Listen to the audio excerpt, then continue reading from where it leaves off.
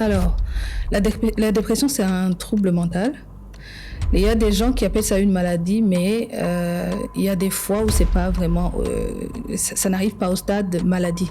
Et quelles sont les causes que vous trouvez un peu généralisées qui causent vraiment la dépression? Les facteurs ou les causes, je dirais, il y a les facteurs génétiques. Il y a des fois où dans la famille, dans les gènes, on a cette prédisposition à la dépression. Il y a aussi des éléments stressants. Est-ce que la foi en Dieu peut jouer un rôle pour aider les personnes qui sont sous dépression? Vous, personnellement, vous croyez en Dieu ou alors vous pensez que non, Dieu n'existait pas, les gens doivent seulement voir les psychiatres? Alors moi, je crois... Lève-toi et brille, Haguruka Ukayangane. Rise and Shine est une émission conçue pour t'aider à débloquer ton potentiel, découvrir ta véritable identité et illuminer le monde autour de toi. Présentée par Naïmana Dieudonné, pasteur, évêque de la communauté des églises Oasis Christian Center, mari et père de 4 enfants. Visionnaire et bâtisseur de la jeunesse, il est fondateur du mouvement New Generation, de l'entreprise sociale Ubuntu Agency et de la fondation DNF et du fonds d'investissement DNF Fund. Basé au Burundi, il est enseignant certifié en leadership transformationnel et de service et a déjà partagé son expérience et son témoignage dans plus de 30 pays à travers l'Afrique, l'Europe, l'Amérique et l'Asie. Lauréat de plusieurs distinctions nationales et internationales, il vous invite à croire qu'avec Dieu, votre lumière peut briller et transformer votre vie, votre communauté et votre nation. Préparez-vous, lève-toi et brille.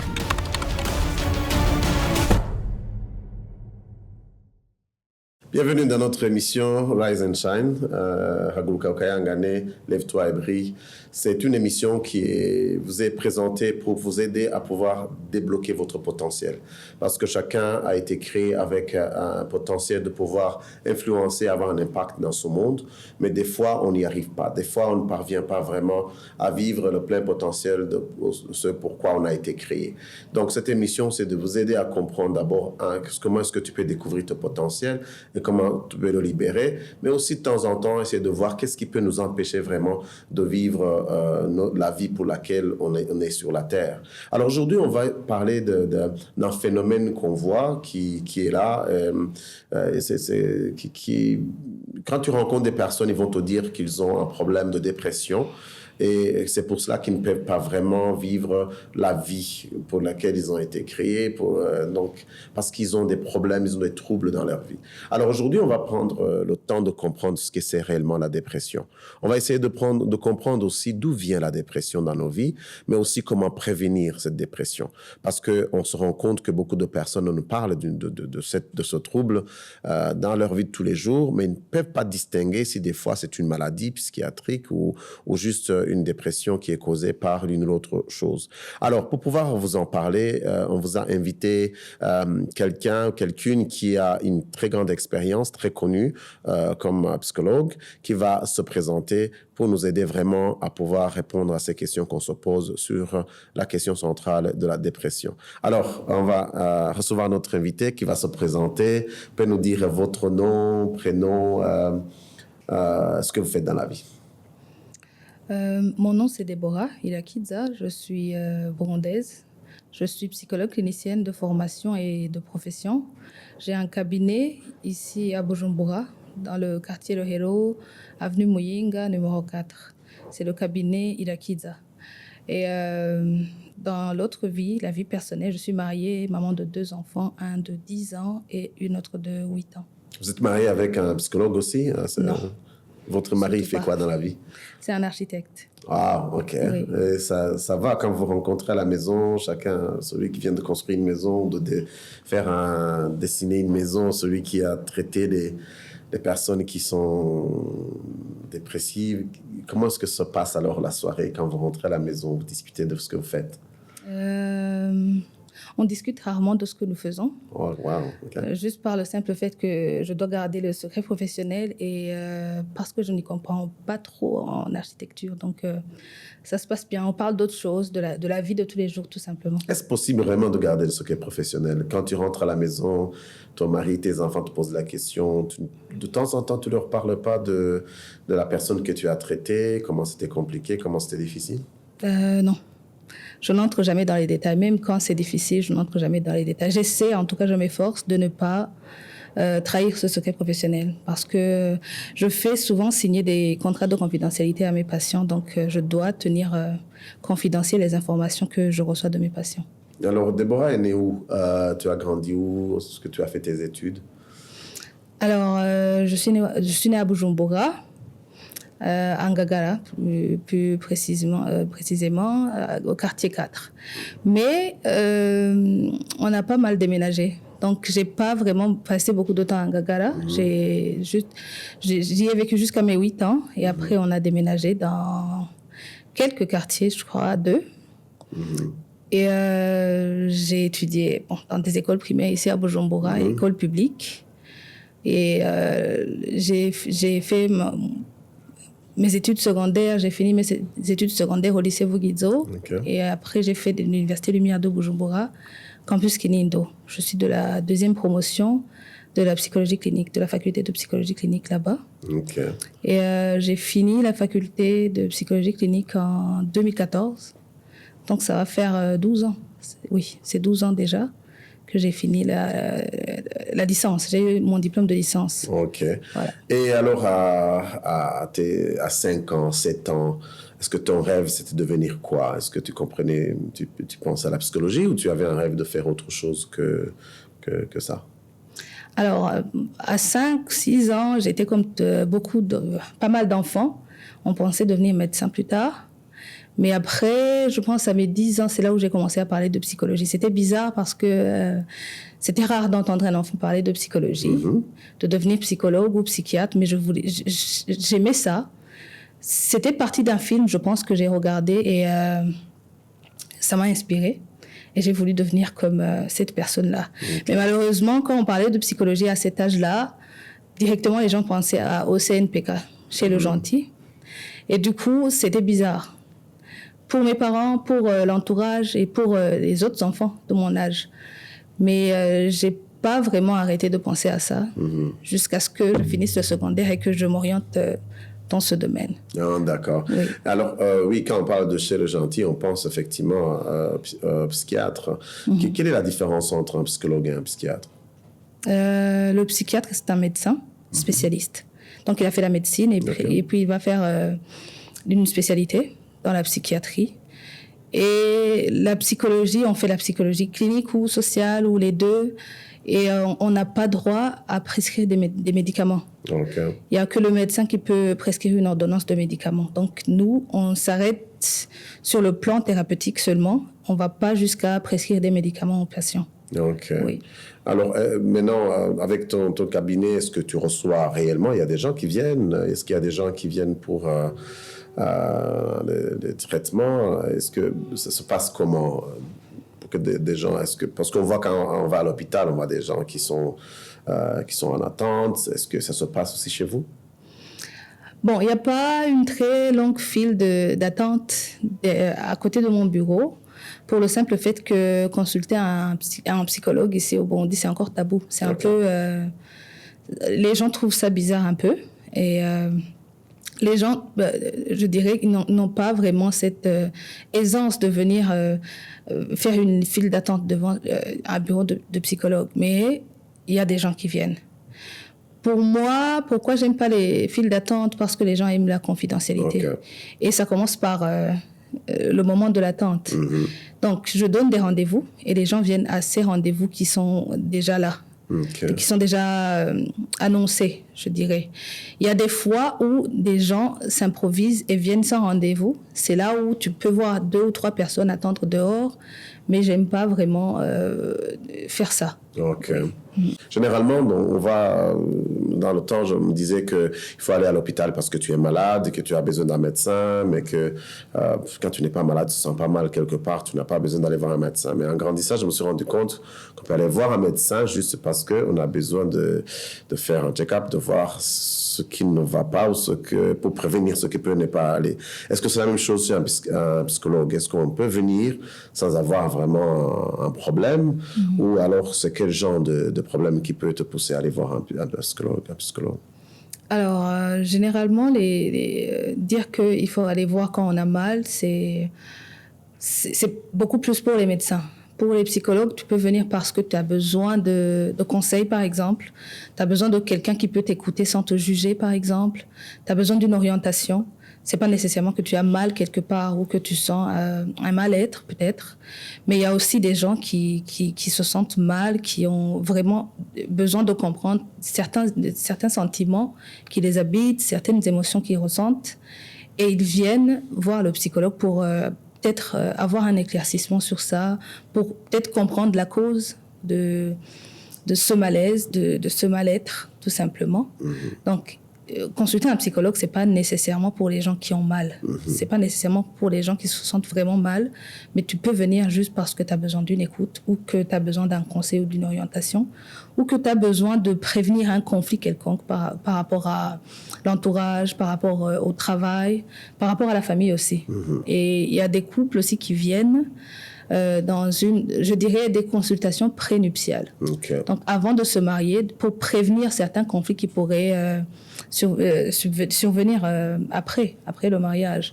Donc, consulter un psychologue, c'est pas nécessairement pour les gens qui se sentent mal. D'accord. Ouais. Aujourd'hui, nous allons parler particulièrement de la dépression, parce que beaucoup de gens parlent de la dépression, je suis déprimé, quelqu'un a une dépression, mais des fois, c'est difficile à définir réellement pour savoir si ce n'est pas une maladie quelconque ou autre. Alors, pour vous, quand on parle de la dépression, c'est quoi exactement la dépression pour vous? Alors, la dépression, c'est un trouble mental. Il y a des gens qui appellent ça une maladie, mais il y a des fois où c'est pas vraiment, ça n'arrive pas au stade de maladie, où on pourrait appeler maladie, parce que quand ça arrive au stade de maladie, on a besoin de médicaments antidépresseurs pour sortir de là. Alors, c'est un trouble mental qui affecte généralement l'humeur, qui affecte les pensées et qui affecte aussi le comportement d'une personne. Je dirais que ça crée des difficultés à fonctionner normalement, à fonctionner d'une manière normale dans la vie quotidienne. Est-ce que toute personne peut avoir une dépression? Est-ce que ça peut arriver à toute personne ou c'est une certaine catégorie de personnes qui sont exposées à un problème de dépression? C'est tout le monde. Même les bébés peuvent avoir une dépression. OK. Oui. Alors, quels sont réellement les symptômes? Parce que des fois, quelqu'un peut dire, bon, j'ai la dépression, j'ai un problème, mais il se sent mal ou peut-être il n'a pas été compris ou a été déçu par quelque chose. Quels sont les symptômes qui vont dire, voilà, cette personne a une dépression, il a besoin d'aller voir quelqu'un pour le soigner? Alors, on peut catégoriser les symptômes en 3 ou 4 catégories. La première catégorie, c'est la catégorie comportementale, je dirais. C'est là où on commence à voir que la personne commence à se retirer. Un peu comme un isolement social, tout simplement. Il y a des gens qui commencent à consommer des substances psychoactives comme les drogues, l'alcool, le tabac, d'une manière excessive, d'une manière exagérée. Il y a aussi des comportements autodestructeurs. Il y a des gens qui commencent à se mutiler. Mais là, c'est dans les cas qui peuvent se voir. Mais il y a aussi des symptômes qui sont physiques, qu'une personne peut sentir qu'il y a quelque chose qui ne va pas, déjà. Avant que l'autre ne remarque qu'il y a quelque chose qui ne va pas, nous-mêmes, on sent ça. Il y a la sensation de fatigue qui est permanente. Tu te sens tout le temps fatigué, même au réveil, tu sens que tu es fatigué. Il y a des fois où tu as des troubles du sommeil, soit insomnie, donc tu n'arrives pas à trouver du sommeil, ou des hypersomnies. C'est très rare de voir des gens avec une hypersomnie plutôt que des insomnies. Mais ça existe, les deux cas existent. Il y a des troubles de l'appétit, des problèmes de boulimie, quand tu manges trop, plus que d'habitude, et des problèmes d'anorexie aussi, d'une personne qui ne veut pas vraiment se nourrir. Il y a des prises ou pertes de poids soudaines, d'une manière que tu ne peux pas expliquer. Il n'y a pas de maladie, il n'y a rien.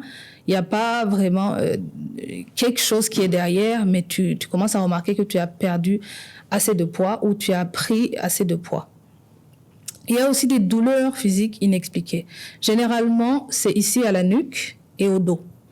C'est là où tu sens que ça commence à gêner. Et tu vas à l'hôpital, on consulte, on essaie de faire des examens, on ne trouve rien. Il y a des fois où la vraie cause derrière, c'est la dépression. D'autres symptômes qu'on pourrait remarquer, c'est des symptômes cognitifs. Donc là, ça affecte beaucoup plus les pensées.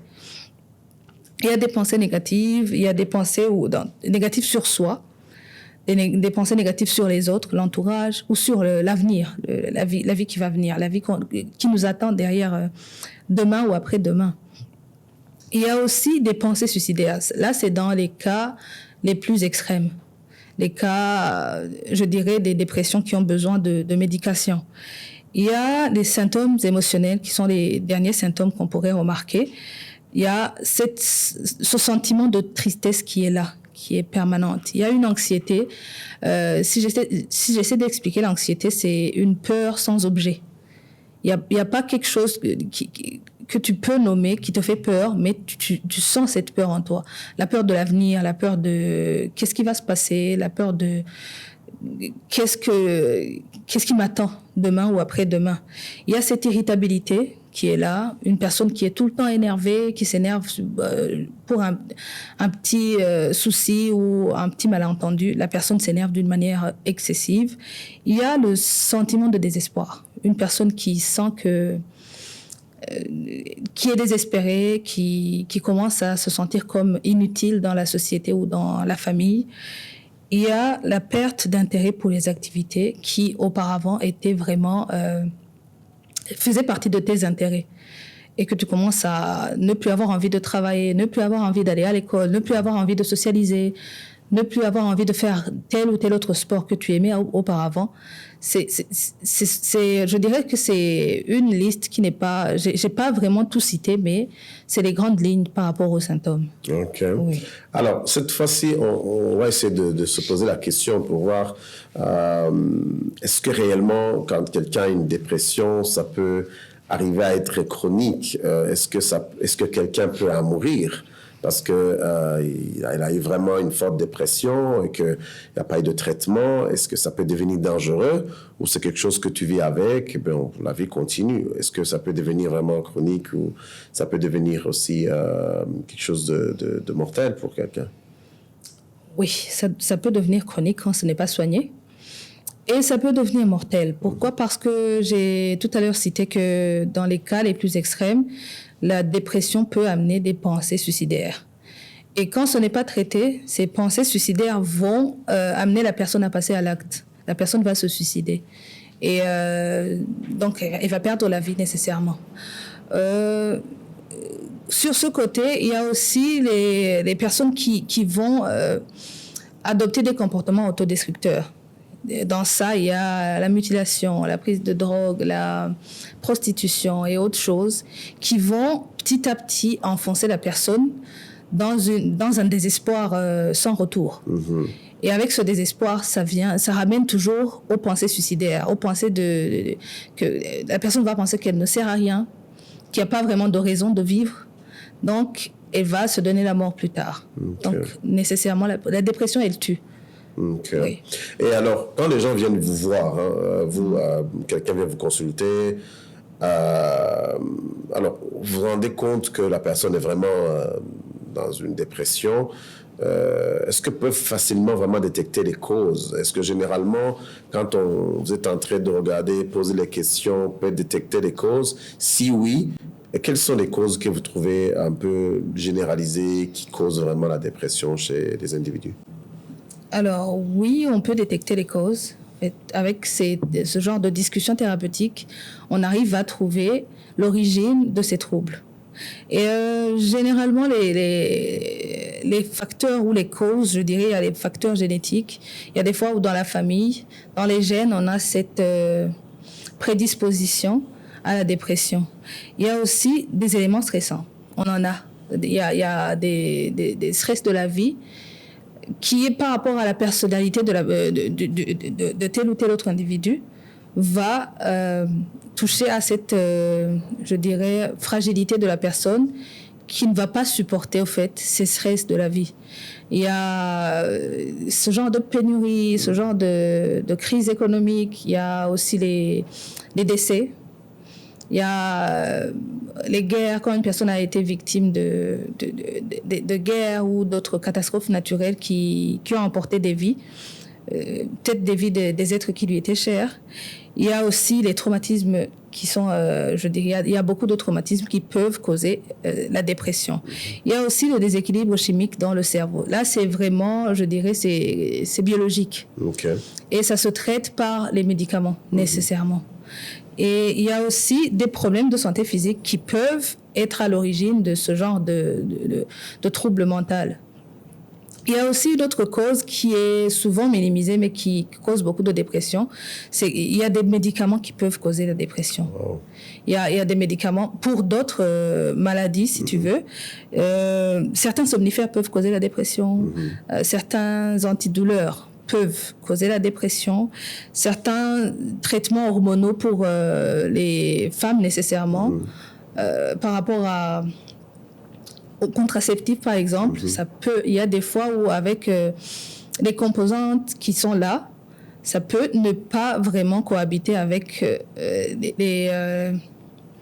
les cellules de la personne et ça va créer un dérèglement hormonal qui va par après conduire la personne à développer une certaine dépression. Il y a en dernier lieu la prise de substances psychoactives. J'ai parlé de tabac, j'ai parlé d'alcool. J'ai parlé d'ailleurs, l'alcool est le plus grand facteur qui est derrière certaines dépressions. Il y a le tabac, j'ai parlé, il y a des drogues, il y a aussi le café. Le café pris en excès, ça peut causer plus tard des troubles par rapport à, non seulement des troubles par rapport à la santé mentale, mais aussi par rapport à la santé physique.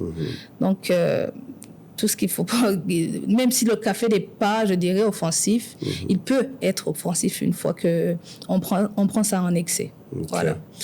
OK. Cette fois-ci, comme on en parle, donc chaque personne peut avoir peur. On se dit, bon, OK, je peux me retrouver demain sous une certaine dépression. Mais quelqu'un vient vous voir, il vous a... Vous voyez peut-être qu'au niveau génétique, il y a possibilité, le risque de tomber sous une dépression quelconque, ou même par rapport à ce qu'ils consomment, et ainsi de suite. Alors, est-ce que vous pouvez aider les gens à prévenir, d'aller dans une dépression, si vous voulez, chronique? Qu'est-ce que vous faites pour que les gens puissent prévenir cela et ne pas venir être soignés nécessairement quand ils sont allés trop loin? Alors, je dirais le meilleur moyen de prévenir la dépression, tout comme tout autre trouble mental, c'est de prendre soin de soi. Bien se nourrir, donc manger une assiette bien équilibrée, faire du sport, se reposer suffisamment. Donc là, quand je parle de repos, je parle du sommeil de la nuit. Donc dormir entre 6 et 8 heures pour un adulte et 8 heures nécessairement pour un enfant. Par nuit.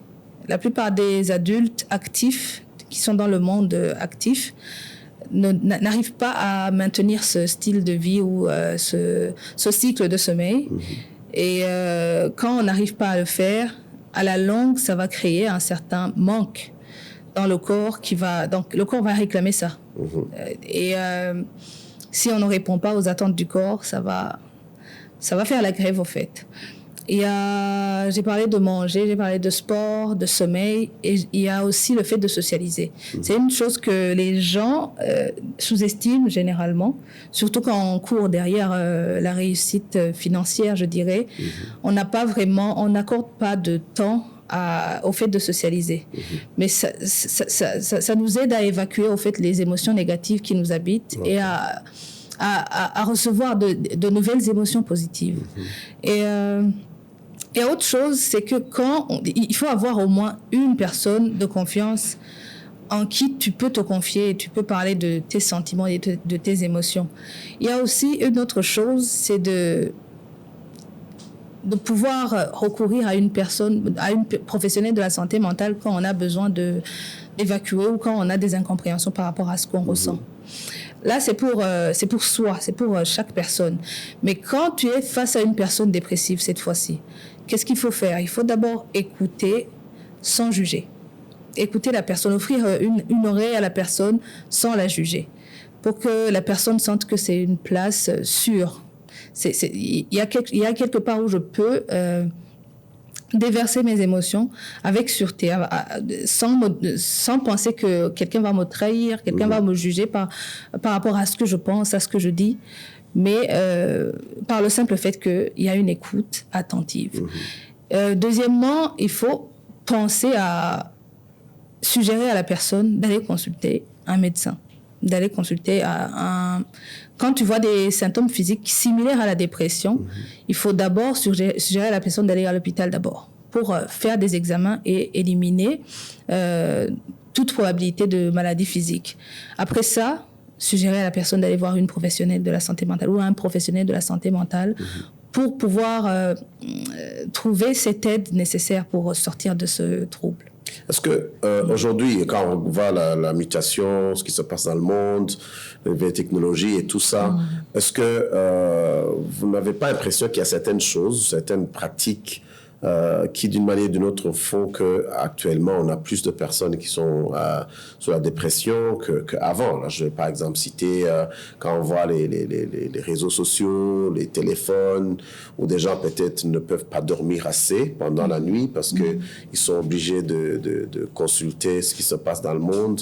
Est-ce que pour ce genre de choses, quand quelqu'un vous approche et que vous vous rendez compte qu'il ne dort pas pendant 7 heures par jour, juste comme ça. Mais quand vous vous rendez compte, vous allez vous rendre compte qu'il passe du temps à regarder la télé, à regarder des films, ou à être sur des réseaux sociaux et tout ça. Est-ce que vous donnez aussi des conseils pratiques pour dire fais attention, diminue ceci ou cela, ou c'est juste dire, bon voilà, si tu le fais, que tu fais du sport, c'est pas grave. Parce que vous vous rendez compte qu'il y a plus de dépression maintenant à cause de certaines pratiques. Hein. Oui, nous avons tous tendance à utiliser les téléphones au moment du coucher, ce qui n'est pas bien. Pourquoi ? Parce que nos téléphones ou nos appareils, ils ont une lumière qui a pour fonction d'activer certaines cellules du cerveau. Okay. Et quand c'est le moment de se reposer, que tu actives ce genre de... Il y a des informations que tu envoies dans le cerveau. Ce que tu écoutes ou ce que tu regardes, ça va donner du travail supplémentaire au cerveau qui était censé se reposer et qui va, cette fois-ci, avoir des informations à traiter. Tu peux fermer les yeux parce que le corps est fatigué, mais le cerveau restera en marche. Okay. C'est là où la personne va se retrouver au réveil le matin, alors qu'elle a dormi peut-être 6 ou 7 heures, qu'elle se retrouve le matin à sentir une fatigue qui n'est pas expliquée, qu'on ne peut pas expliquer. La personne va te dire, j'ai dormi plus que d'habitude d'ailleurs, mais je me sens encore fatiguée. C'est parce que le cerveau, lui, il ne s'est pas reposé du tout. Okay. Parce qu'il y a des cycles de sommeil, ce serait trop long à expliquer, mais notre cerveau a besoin de 4 cycles de sommeil. Okay. Il y a le cycle qui est juste après le coucher, qui prépare le corps à se reposer profondément. On n'est pas vraiment au repos. C'est là où, si on te touche alors que tu viens de te réveiller, tu peux sursauter. Quand tu viens de te coucher et qu'on te touche, tu sursautes directement. C'est que tu n'es pas vraiment profondément endormi. Il y a aussi le 2e cycle et le 3e cycle. Et le 4e cycle, c'est quand le corps se prépare à se réveiller. Okay. Donc, ces 4 cycles, quand ce n'est pas complété, il y a toujours un déséquilibre la journée suivante. Okay. Et quand ce problème persiste, disons sur un mois, ça va être un problème. Ça va créer un certain déséquilibre qui est permanent, en fait, qui ne va pas partir du jour au lendemain, qui nécessitera nécessairement une thérapie ou des médicaments.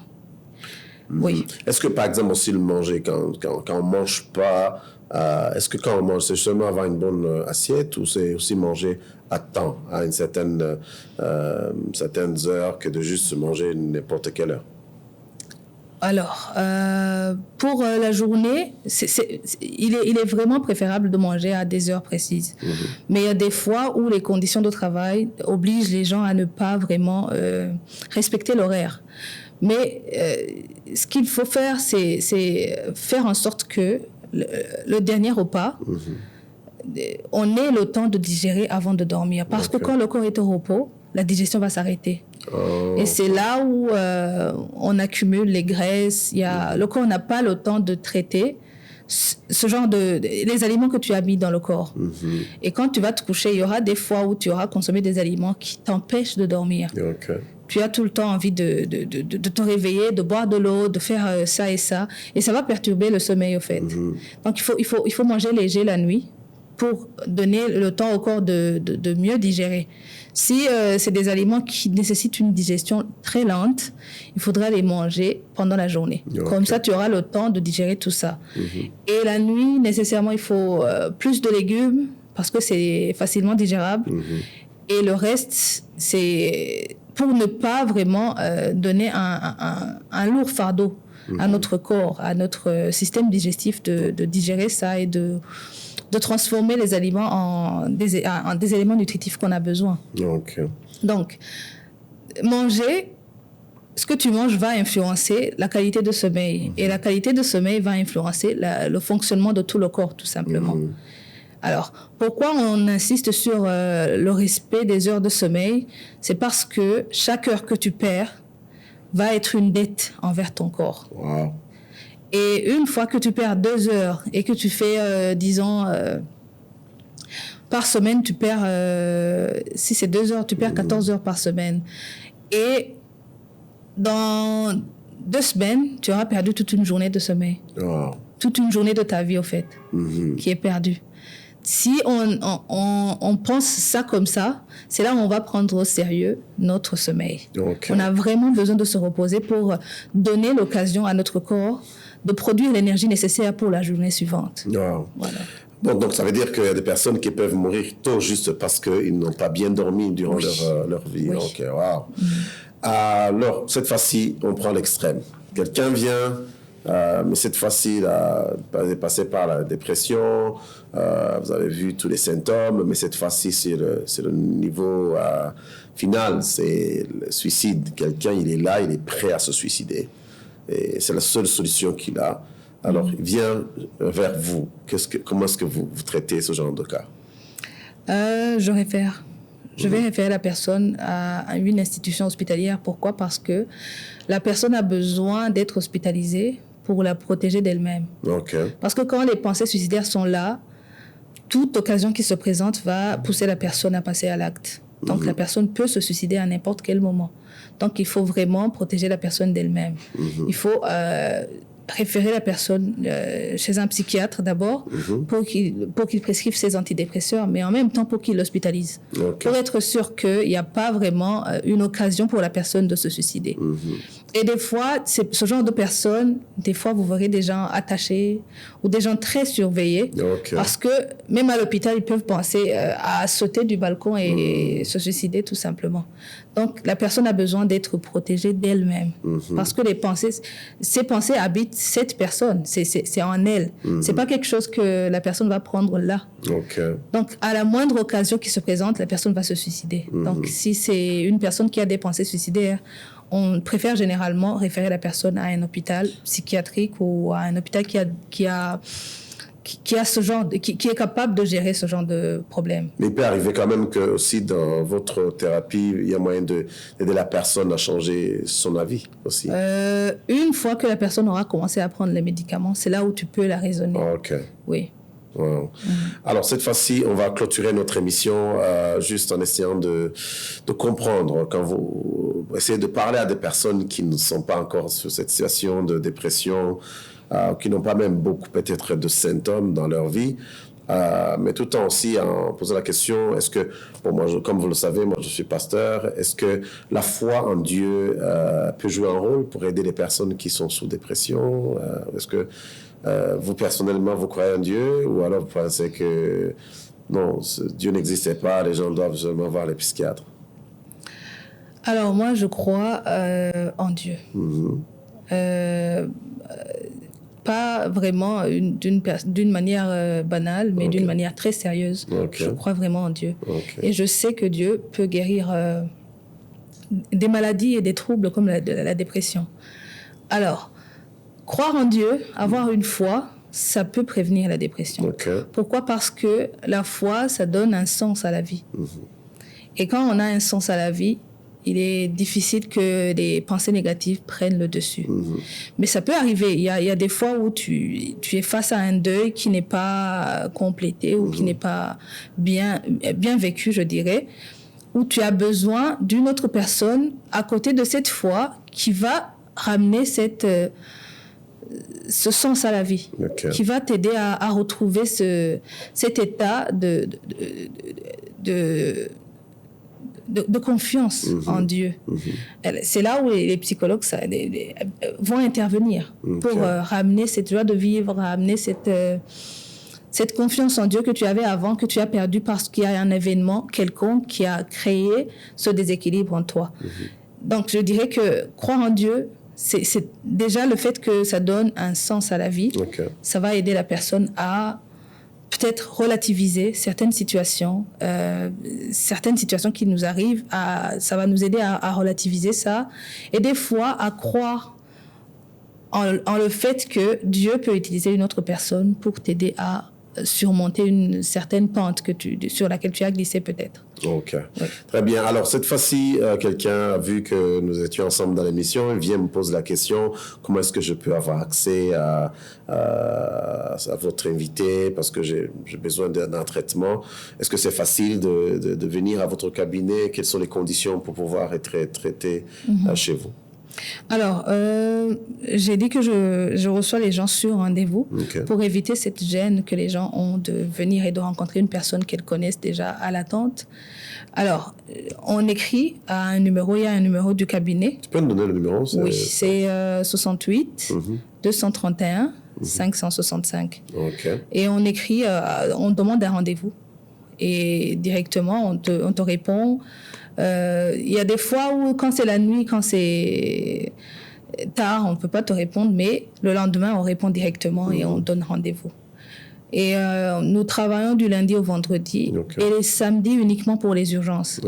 Mais c'est du lundi au vendredi. Donc, c'est un moyen plus facile. Donc, c'est facile de nous voir. Alors, bon, si on est, les gens peuvent être en train de nous suivre et dire bon, que demain vous avez 50 personnes, mais quand on va à la clinique, à l'hôpital, on paie aussi des frais de consultation. Est-ce que vous aussi c'est comme ça ou chacun vient et puis il entre? C'est pas gratuit. On paie des frais de consultation. C'est pas une somme très colossale, mais on paie des frais de consultation. Oui. D'accord. Oui. Merci beaucoup. Je suis très très content de voir notre invité qui nous a vraiment aider à comprendre ce que c'est la dépression, d'où elle vient, comment est-ce qu'on peut prévenir cette dépression et que même des fois on a besoin de consulter pour savoir si on n'est même pas conscient qu'on est dans une dépression dans notre vie. Donc c'est ça ce que nous voulions vous aider à comprendre parce que ça peut bloquer votre vie, ça peut vous empêcher à être la bonne personne, la meilleure personne que vous devez être, alors qu'il y a moyen vraiment d'être guéri ou de se prévenir. Alors, merci beaucoup d'avoir répondu à notre invitation et j'espère que s'il y a des questions, vous répondrez aussi à notre invitation. Oui, une fois. Merci pour votre invitation aussi. Merci beaucoup. Que Dieu vous bénisse. Merci beaucoup de nous avoir suivis. On continuera de vous trouver des personnes qui vont contribuer dans votre vie. Et si vous avez l'une ou l'autre question, vous pouvez nous écrire et poser des questions et nous pourrons savoir qui est la bonne personne pour répondre à vos questions. Que Dieu vous bénisse. On se retrouve dans la prochaine émission. Rise and Shine. Lève-toi et brille. Haguruka Ukayangane. Lève-toi et brille, Haguruka Ukayangane. Rise and Shine est une émission conçue pour t'aider à débloquer ton potentiel, découvrir ta véritable identité et illuminer le monde autour de toi. Présentée par Naïmana Dieudonné, pasteur, évêque de la communauté des églises Oasis Christian Center, mari et père de 4 enfants. Visionnaire et bâtisseur de la jeunesse, il est fondateur du mouvement New Generation, de l'entreprise sociale Ubuntu Agency et de la fondation DNF et du fonds d'investissement DNF Fund. Basé au Burundi, il est enseignant certifié en leadership transformationnel et de service et a déjà partagé son expérience et son témoignage dans plus de 30 pays à travers l'Afrique, l'Europe, l'Amérique et l'Asie. Lauréat de plusieurs distinctions nationales et internationales, il vous invite à croire qu'avec Dieu, votre lumière peut briller et transformer votre vie, votre communauté et votre nation. Préparez-vous, lève-toi et brille.